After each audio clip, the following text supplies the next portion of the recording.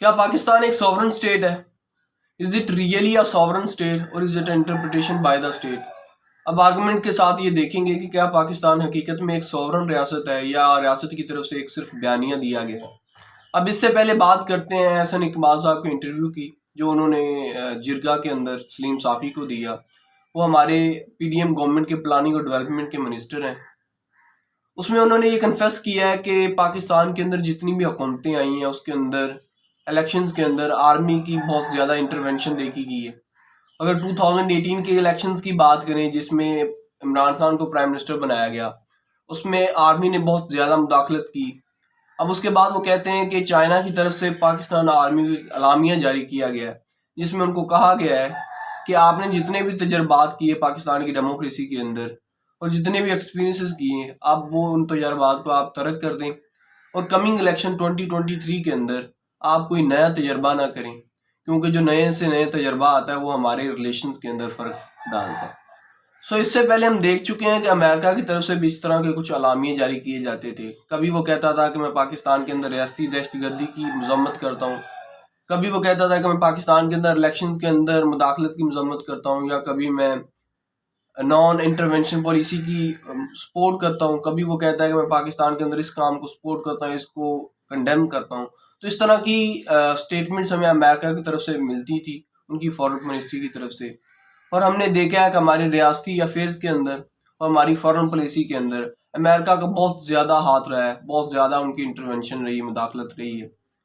अब foreign actor जो है वो चेंज हो चुका है। अब वो एक्टर जो है वो चाइना बन चुका है। अब चाइना कह रहा है कि पाकिस्तान के अंदर आर्मी ने जितने भी तजर्बात किए वो उन तजर्बात को तर्क कर दे और कमिंग इलेक्शन के अंदर कोई नया तजर्बा ना करे। सो आप देख लें कि हमारा जो इंस्टीट्यूशन है, जिसको इलेक्शन कमीशन ऑफ पाकिस्तान कहते हैं, उसकी जो सॉवरेनिटी है वो यहाँ पे खो चुकी है। क्योंकि जो सॉवरेनिटी ऑफ इंस्टीट्यूशन होती है वो ये होती है कि एक अदारे की जो रिस्पॉन्सिबिलिटी होती है वो अदारा खुद रोल प्ले कर रहा होता है। लेकिन हमने देखा है कि जो इलेक्शन कमीशन ऑफ पाकिस्तान है उसकी रिस्पॉन्सिबिलिटी ये है कि उसने पाकिस्तान के अंदर हर 5 साल बाद, या जब बेसिक इलेक्शंस की बात कर लें, तो फ्री और फेयर इलेक्शन उसने कंडक्ट करवाने होते हैं। उसने कोई हमारे बॉर्डर की हिफाजत नहीं करनी, ना ही उसने हमारी एडमिनिस्ट्रेशन चलानी है। उस पूरे अदारे का काम ही इलेक्शन फ्री और फेयर कंडक्ट करवाना है। अब जो स्टेटमेंट हमारे इलेक्शन कमीशन ऑफ पाकिस्तान को देनी चाहिए थी कि आर्मी कोई इंटरवेंशन नहीं हम चाहते हैं, ठीक है, और उसके अलावा कोई मदाखलत नहीं होगी, कोई धांधली नहीं होगी, हम फ्री और फेयर इलेक्शन कंडक्ट करवाएंगे, अब वो स्टेटमेंट चाइना दे रहा है। अब इस अदारे का क्या काम है? ये घर ही चला जाए, इससे बेहतर है। मैं आपको बड़ी श्योरिटी के साथ कह सकता हूँ कि ये अदारा कभी भी ऐसी स्टेटमेंट जारी नहीं करेगा, क्योंकि ये खुद उस मुदाखलत करने वाले अदारे का बेनिफिशरी है। अगर हम पाकिस्तान की सॉवरेनिटी की बात करें, तो जो सॉवरेनिटी है उसकी तारीख बहुत पुरानी है। हम देखते हैं कि जो यूरोपीय यूनियन के ममालिक हैं, इन मिड 70th सेंचुरी के अंदर ये तमाम ममालिक जो है इनके दरमियान बहुत बड़ा कॉन्फ्लिक्ट पाया जाता था। कॉन्फ्लिक्ट ये था कि इनकी जो टेरिटरीज थी, जो बॉर्डर्स थे, वो डिसाइडेड नहीं थे, और उसके अलावा जो एक रियासत थी वो दूसरी रियासत की इंटरनल अफेयर्स के अंदर बहुत ज़्यादा मुदाखलत करती थी। हमने देखा कि इनके दरमियान बहुत सी जंगें पाई गई, बहुत बड़ा कॉन्फ्लिक्ट था, आपस में लड़ते झगड़ते रहती थी रियासतें ये। सो ये यूरोपीय यूनियन की जितनी भी रियासतें थी, इन्होंने एक ट्रीटी साइन की जिसको ट्रीटी ऑफ वेस्टफेलिया कहा जाता है, मिड ऑफ 70th सेंचुरी के अंदर। और इस ट्रीटी के बाद जो शराइत बनाई गई वो ये थी कि एक तो तमाम रियासतों की टेरिटरी डिसाइड की जाएगी, बॉर्डर डिसाइड किए जाएंगे, और उसके बाद कोई भी रियासत दूसरी रियासत के अफेयर्स के अंदर इंटरफेयर नहीं करेगी, ठीक है। अब ये तमाम जो प्रोसेस हुआ उसके बाद जो इन रियासतों को नाम दिया गया वो था सॉवरन स्टेट्स, यानी कि ऐसी स्टेट्स जिनकी टेरिटरी डिसाइडेड है और उनकी टेरिटरी के अंदर, उनके बॉर्डर्स के अंदर इंटर होने के लिए उनकी परमिशन चाहिए होती है, ठीक है। और उसके बाद उनके जो इंटरनल अफेयर्स हैं और इंटरनल पॉलिसीज़ हैं या फॉरेन पॉलिसीज़ हैं, उनके अंदर कोई भी फॉरेन एक्टर इंटरफेयर नहीं कर सकता। तो ऐसी रियासत को सॉवरन स्टेट का नाम दिया गया। इसी दौरान हमने देखा कि 70th सेंचुरी के अंदर ही थॉमस हॉब्स, जो एक बहुत बड़े पॉलिटिकल साइंटिस्ट भी गुजरे हैं, पॉलिटिकल फिलोसफर गुजरे हैं, वो सॉवरन स्टेट्स की थ्योरी लेके आते हैं और उसमें वो कहते हैं कि दो फैक्टर्स होते हैं जो कि डिसाइड करते हैं कि एक रियासत जो है वो सॉवरन स्टेट है या सॉवरन स्टेट नहीं है। वो कहते हैं कि एक तो उसका जो कॉन्स्टिट्यूशनल ऑर्डर होता है वो मेंटेन होता है, और दूसरी बात ये कि उसकी जो पॉलिसीज होती हैं और जो उसके डिसीजंस होते हैं उसके अंदर कोई दूसरा फॉरेन एक्टर इंटरफेयर नहीं कर सकता, यानी वो इंडिपेंडेंट होते हैं। सो ऐसी रियासत को उसने भी 2 फैक्टर्स की बेसिस पे सॉवरन स्टेट का नाम दिया। अगर हम पाकिस्तान की सॉवरेनिटी की बात करें तो मेरे ख्याल में 4 फैक्टर बहुत ज़्यादा इंपॉर्टेंट है। इसमें जुडिशियल सॉवरेनिटी आ जाती है, कॉन्स्टिट्यूशनल सॉवरेनिटी आ जाती है, उसके बाद टेरिटोरियल सॉवरेनिटी आ जाती है और उसके बाद डिसिसिव सॉवरेनिटी, यानी फैसले और जो डिसीजंस होते हैं उसकी पॉलिसी। ठीक है, अगर हम जुडिशियल सॉवरेनिटी की बात करें तो हमने देखा है कि पाकिस्तान की हिस्ट्री के अंदर कुछ ऐसे लोग आए हैं जिन्होंने अपनी मर्जी से कानून को बदला, अपनी मर्जी से जुडिशरी से फैसले लिए। अगर हम मुशर्रफ की बात करें तो जब ये मार्शल लॉ इम्पोज करते हैं पाकिस्तान के ऊपर, तो जो सुप्रीम कोर्ट के जजेस इनके मार्शल लॉ को कंडेम कर रहे होते हैं, तो पूरा का पूरा पैनल ही सुप्रीम कोर्ट का चेंज कर दिया जाता है, सारे के सारे जजेस को चेंज कर दिया जाता है और अपनी मर्जी के जज लाए जाते हैं। लो रैंक्स के जज को हाई लेवल पे प्रमोट कर दिया जाता है और उनसे कहा जाता है कि आप हमारी मर्जी का आप डिसीजन दो। उसके बाद क्या होता है कि मार्शल लॉ जो जनरल मुशर्रफ ने इलीगल लगाया था, कॉन्स्टिट्यूशन को तोड़ के लगाया था, तो उसको लीगलाइज कर दिया जाता है जुडिशरी के जरिए।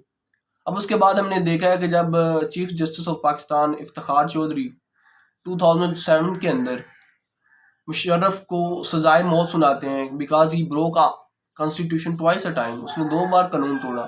तो जब उनको फांसी की सजा सुनाई जाती तो उनके फैसले को भी और जुडिशियल सॉवरेनिटी को होल्ड कर दिया जाता है और फाइनली मुशर्रफ साहब इधर से दौड़ जाते हैं। अगर हम रिसेंट टाइम्स की बात करें तो जब पार्लियामेंट के अंदर कासिम सूरी रूलिंग देता है जो कि अनकॉन्स्टिट्यूशनल थी, तो जब Ata Umar Bandial chief justice of Pakistan उस रूलिंग को अनकॉन्स्टिट्यूशनल करार देते हैं, तो जो पीटीआई की तरफ से बयानिया ये आता है कि ये सारी जुडिशरी बिक चुकी है, ये सारे करप्ट लोग हैं, ये हमारी मुखालफत करने के लिए रात 12-12 बजे तक भी अदालतें खोले रखेंगे। अब कुछ ही अरसे बाद जब पंजाब असम्बली टूटती है और इलेक्शंस की बात की जाती है, तो चीफ जस्टिस ऑफ पाकिस्तान की तरफ से ये फैसला आता है कि 90 दिन के अंदर इलेक्शन कंडक्ट करवाए जाएं, जो कि कॉन्स्टिट्यूशन के अंदर है। तो पीडीएम की तरफ से नारा बन जाता है कि ये तो खान साहब के लट्टू हैं, ये इनका सारा खानदान ही खान साहब का दीवाना है, तो ये तो खान साहब के अलावा उनको और कुछ दिखाई नहीं देता। सो इस तरह की इलॉजिकल बातें की गई। अगर किसी जुडिशरी के बंदे ने कॉन्स्टिट्यूशन पे अमल करके फैसला दिया तो उसको ना माना गया, लेकिन अगर दिल किया तो अपना फैसला करवा लिया। तो इस तरह हमारी जुडिशियल सॉवरेनिटी होल्ड करती है पाकिस्तान के अंदर। अगर दूसरी तरफ अगर हम कॉन्स्टिट्यूशनल सॉवरेनिटी की बात करें तो कॉन्स्टिट्यूशन को हमारी स्टेट के अंदर सिर्फ एक कागज़ का टुकड़ा समझा गया है। हमने एक देखा है कि मुशर्रफ साहब की गवर्नमेंट आती है, वो मार्शल लॉ इम्पोज करते हैं और कहते हैं कि ये कानून क्या है, ये आइन क्या है, ये तो सिर्फ कागज का टुकड़ा है, जब दिल करे इसको फाड़ के फेंक दिया जाए। सो ये थी हमारी कॉन्स्टिट्यूशनल सॉवरेनिटी। उसके बाद हम देखते हैं कि पंजाब असम्बली के अंदर खड़े होकर अता जो है वो आइन को उंगली दिखाते हैं और कहते हैं कि ये क्या है, ये भी एक कागज का टुकड़ा है, इसको कभी भी फाड़ के फेंक दो। तो ये कॉन्स्टिट्यूशनल सॉवरेनिटी है पाकिस्तान के अंदर। इलेक्शंस की बात की जाए, किसी और कॉन्स्टिट्यूशनल प्रोसीजर की बात की जाए, तो पीडीएम गवर्नमेंट भी बिल्कुल लैग कर रही है, क्योंकि इलेक्शंस जो होल्ड किए जाते हैं 90 डेज के अंदर, वो अभी भी ये कंडक्ट नहीं करवा पाए। अगर हम टेरिटोरियल सॉवरेनिटी की बात करें तो हमने देखा है कि 1980s के अंदर भी ज़ियाउल हक साहब ने अमेरिका को खुला हाथ दे दिया कि जब आपका दिल करता है आप आ जाएं, जब आपका दिल करता है आप अटैक कर दें रशिया पे, ठीक है, और जब आपका दिल करता है आप चले जाएं। उसके बाद तालिबान को भी खुला हाथ दे दिया गया, 20 लाख तालिबान पाकिस्तान के अंदर आ गए और उसके इफेक्ट्स क्या हमने देखे, ड्रग्स आ गई, इलीगल वेपन्स आ गए। ठीक, इसके बाद अगर हम मुशर्रफ साहब की बात करें तो हमने देखा है कि जब 9/11 का इंसिडेंट होता है उसके बाद America war on terror start करता है अगेंस्ट अफगानिस्तान, तो उसमें तमाम जो साउथ एशिया के कंट्रीज़ हैं उनको इनवाइट किया जाता है। जो भारत है वो उससे इनकार कर देता है कि we will not be part of war on terror, लेकिन पाकिस्तान भी इधर अनाउंस करता है अपने अवाम और एडमिनिस्ट्रेशन के ज़रिए कि हम वार ऑन टेरर का हिस्सा नहीं बनेंगे। एक दिन ये अलामिया जारी किया जाता है, दूसरे दिन एक कोर कमांडर की मीटिंग होती है जिसमें लेफ्टिनेंट जनरल शाहिद अजीज अपनी बुक के अंदर भी उसका हवाला देते हैं, ये खामोशी कहाँ तक। जब मुशर्रफ साहब से पूछा गया कि आपने तो कहा था कि हम वार ऑन टेरर का हिस्सा नहीं बनेंगे, लेकिन मुझे इन्फॉर्मेशन ये मिली है कि पाकिस्तान के सूबा बलूचिस्तान के अंदर जो जैकबाबाद का हवाई अड्डा है वो अमेरिकन एयरफोर्स के हवाले कर दिया गया।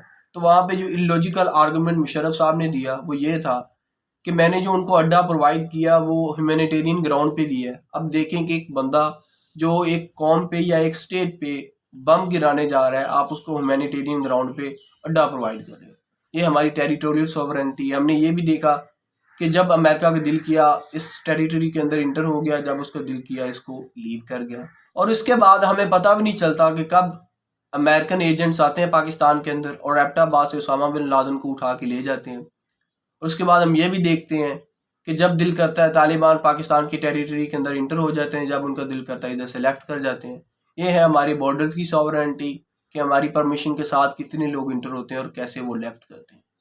अब इसके बाद हमारी डिसीजिव सॉवरेनिटी आ जाती है कि हमारी जो डिसीजंस पॉलिसी है वो किस हद तक इंडिपेंडेंट है। तो अब रिसेंट एग्जांपल की बात करें तो चाइना ने जब ईरान की तरफ अपनी इन्वेस्टमेंट की $40 बिलियन की, तो वहाँ से जो स्टेटमेंट आई वो ये थी कि हमने पाकिस्तान के अंदर ये इन्वेस्टमेंट इसलिए नहीं की क्योंकि पाकिस्तान के अंदर जब भी कोई प्लानिंग की जाती है या जब भी कोई डिसीजन किया जाता है तो वेस्ट की तरफ से एक फ़ोन कॉल आता है जिसकी बुनियाद पे उनके तमाम के तमाम डिसीजन चेंज हो जाते हैं। हम तो कभी भी ऐसे मुल्क के अंदर इन्वेस्टमेंट नहीं करेंगे जिनके decision on the spot change हो जाते हैं। सो ये थी हमारी डिसीजन सॉवरेनिटी, हमारे यानी डिसीजंस और हमारी पॉलिसी किस हद तक इंडिपेंडेंट है। अब ये क्राइसिस तो मैंने आपके सामने रख दिए, ये भी बता दिया कि पाकिस्तान की रियासत किस हद तक एक सॉवरन स्टेट है। अब अगर आप कहते हैं कि सोल्यूशन भी मैं दूं तो सोल्यूशन कुछ यूं है कि जो मेंटेनेंस ऑफ कॉन्स्टिट्यूशनल ऑर्डर होता है ना, ये किसी भी रियासत के लिए बहुत ज़्यादा इंपॉर्टेंट होता है। अगर उस रियासत के अंदर कॉन्स्टिट्यूशनल ऑर्डर मेंटेन नहीं है, जैसे अगर आप इस टाइम की बात कर लें तो पाकिस्तान के अंदर हर काम ही अनकॉन्स्टिट्यूशनल हो रहा है। तो अगर कॉन्स्टिट्यूशनल ऑर्डर मेंटेन नहीं है ना तो रियासत कभी भी आगे नहीं बढ़ सकती। तो यहाँ पे मैं former American president Barack Obama को कोट करूँगा। उनको किसी ग्रुप ने उनको कहा कि आपने किसी ग्रुप आइडियोलॉजी पे या रिलीजन पे आपने कोई फैसला देना है या कोई प्रॉब्लम सॉल्व करना है, तो उनकी तरफ से जो स्टेटमेंट आई थी वो ये थी कि मैंने जो ओथ ली है वो मैंने अमेरिकन कॉन्स्टिट्यूशन पे ली है, ना कि मैंने किसी ग्रुप आइडियोलॉजी पे ली है और ना ही मैंने किसी रिलीजन पे ली है। तो जब तक कॉन्स्टिट्यूशनल ऑर्डर मेंटेन नहीं होता, जब तक जो हमारा लीडर है वो ये कंसीडर नहीं करता कि मेरे लिए जो मोस्ट इम्पोर्टेंट चीज़ है वो कॉन्स्टिट्यूशनल ऑर्डर है, तब तक ये क्राइसिस जो है सॉल्व नहीं हो सकते। उसके बाद जो स्टेट डिसीजंस हैं उनकी सॉलिडेरिटी होनी चाहिए, उनकी सॉलिडेरिटी पे कभी भी फॉरेन एक्टर का कोई इफेक्ट नहीं होना चाहिए। ये बात तो क्लियर है कि अगर आप कहते हैं ना कि पाकिस्तान के अंदर एक अदारा पूरी अथॉरिटी होल्ड कर रहा है, वो एक सॉवरन अदारा है, तो एक अदारे की सॉवरेनिटी होल्ड करने से कभी पूरी रियासत सॉवरन कंसीडर नहीं की जाती। अब ये जो आपने सॉवरेनिटी की इंटरप्रिटेशन बेच रहे हैं नौजवानों को, आज के 21st सेंचुरी का जो नौजवान है, 18 साल का नौजवान, वो पॉलिटिक्स और फिलोसफी पे 4-4, 5-5 बुक्स पढ़ के बैठा हुआ है, वो कभी भी आपकी ये इंटरप्रिटेशन एक्सेप्ट नहीं करेगा क्योंकि उसके पास रीजनिंग है, उसके पास लॉजिक है। आप उसको अपनी ये इंटरप्रिटेशन बेच नहीं सकोगे। तो मेरे ख्याल में रियासत को इंसान बन जाना चाहिए और जो इंटरप्रिटेशन है उसको रियलिटी के अंदर चेंज करने की कोशिश की है। Thank you.